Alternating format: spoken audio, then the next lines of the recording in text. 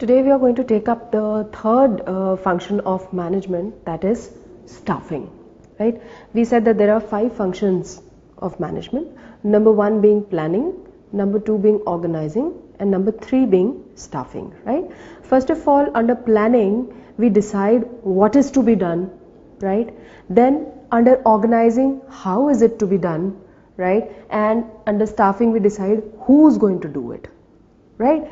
Now, basically, after you have chalked out your main organizational goals, right? You've chalked out your organizational goals, and on the basis of those organizational goals, you've decided onto an organizational structure that you're going to be taking up, whether it is divisional or it is your functional structure, right? Based on that, you can have a fair idea as to what is the kind of manpower, what is the number of people that would be required to hire, that you would require to be hiring, right? So that your organizational goals are achieved effectively and efficiently. Now, how do we do that? ये हम कैसे करते हैं?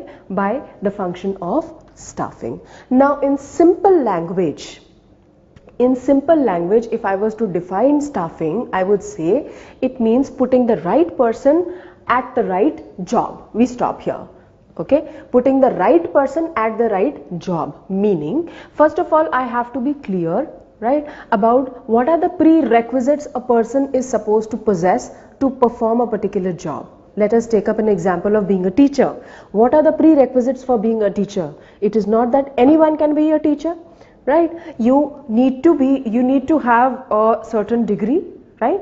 Let's say if you are looking for a teacher for class 11th and 12th, तो कौन पढ़ा सकता है? Basically जिसके पास एक bachelor's degree हो, master's degree हो, and should be a B.Ed also, right? If that person has these 3 degrees, fine, he is eligible for being a teacher, right? So it's very important कि मैं उसी बंदे को job पे लगाऊं जो उस जॉब के लिए वेल सूटेड हो, ठीक है?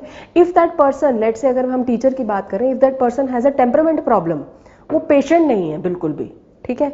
उससे वो कहता है कि मैं पढ़ा सकता हूँ, राइट, पर मैं एक ही बार एक चीज को पढ़ा सकता हूँ, मुझसे बार बार अगर कोई पूछता है क्वेश्चन तो मैं बहुत इरिटेट हो जाता हूँ. That means that person is not fit to be a teacher. Why? Because you have to be very very patient while you are dealing with your students.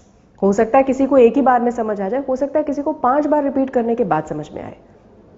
So it's very important that there should be a perfect match between the job and the person, right? Person should be well suited to perform that job. Okay, now what all is required to be done under the process of staffing?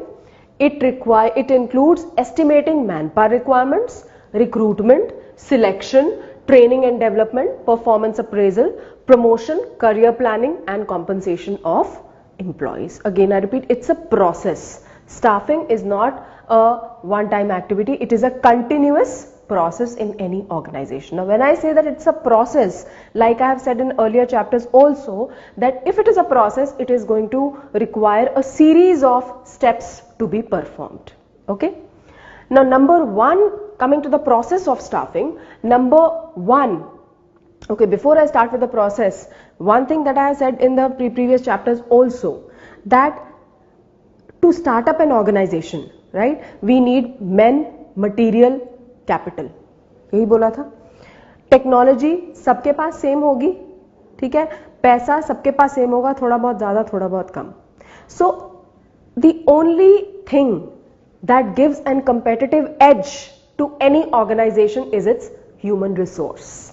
That is the kind of people who are working in the organisation, ठीक है? वो एक competitive as देगा आपको against the other organizations. If you have a well motivated workforce, right, who are inclined to perform better or who are inclined to better their performance every single day, then definitely there is no stoppage for you, right? You are definitely going to excel as compared to your competitors. So it gives you a competitive edge. So therefore it becomes very important to perform this function of staffing very carefully, to make sure that you choose the right people, okay, who are cut out for the job that you're looking for, right? Now coming to the process of staffing, first step in the process of staffing is that of estimating the manpower requirement, कि मुझे कितने आदमी चाहिए, how many people do I need to hire for the organization, right? Now, this particular step is again divided into two parts, workload analysis and workforce analysis.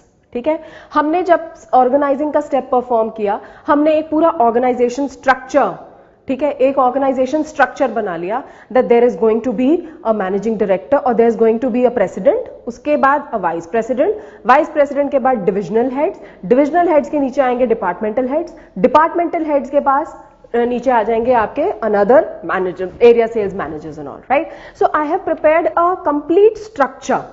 Fine. So on the basis of that structure, I can find out what is the exact number of employees that I need to employ in my organization. ठीक है? What is the exact number of employees that I need to hire, right? Then comes workforce analysis. Workforce analysis meaning to find out what is the present number of employees that I have in my organization. This means the total number of employees that I need to hire in my organization, right? Or the total number of employees required by an organization. This is the present number of the employees who are working in the organization, right? The difference between workload and workforce analysis is going to give you the number of employees that you are required to hire. How many more number of employees you are required to hire. But for a new enterprise, it will only need to do this, that is workload analysis. Workforce analysis वो कर ही नहीं सकते. Why? Because अभी तो वो new enterprise है ना, it hardly has any number of employees, hire करने हैं अभी, right? So workload analysis minus workload, a comparison of workload analysis and workforce analysis is going to give you a number. It is going to give you the number of employees that you are required to hire. और कितने employees हमें hire करने, इन दोनों को compare करने पे हमें पता पड़ेगा.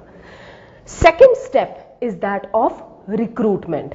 Now recruitment is nothing else but it is a process of motivating people, okay, motivating people to apply for the job positions existing in an organization, right? You motivate them to apply for the job positions which are there in your organization. You look out for people, find who are willing to work in the organization, and then you motivate them, you stimulate them to work, apply for the job positions which are there in the organization. Again, recruitment, this we'll discuss later at length, but recruitment can be done either internally or externally, internal sources of recruitment or external sources of recruitment.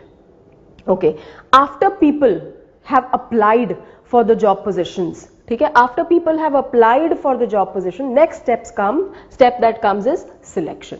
ठीक है, जब कोई vacancy निकलती है in the paper, right, in the newspaper होता है ना situation vacant column, right, you have let's say schools के लिए होता है advertising for marketing, different categories में.